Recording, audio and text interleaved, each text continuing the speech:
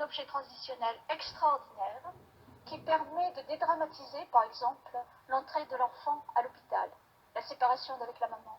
Moi, je suis marionnettiste, je ne suis pas psychologue, et mon but, c'est surtout de construire des marionnettes qui permettent à des handicapés physiques de pouvoir utiliser la marionnette, qui ensuite est reprise avec un psychologue comme outil thérapeutique. Alors, quels sont les rôles de la marionnette en thérapie? Les rôles de la marionnette en thérapie sont multiples, mais le principal, c'est de faire parler des gens qui, en principe, ne veulent rien dire. Ça, c'est son premier rôle. Le principal. Voilà. Enfin, ok.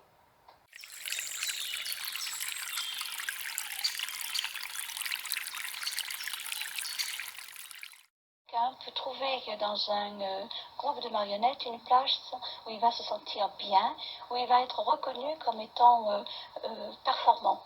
C'est important, le succès, voyez-vous, c'est quand on travaille avec des gens qui ont derrière eux une longue vie d'échecs, c'est important de gérer une fois le succès.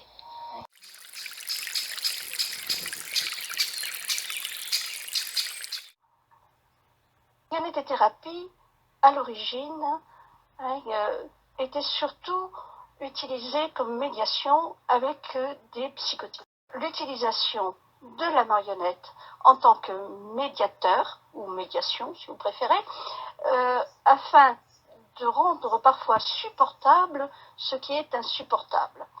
On avait remarqué que c'est un excellent intermédiaire parce que la marionnette derrière un castelet peut dire des choses que l'on ne pourrait jamais dire même dans le théâtre où on est présent.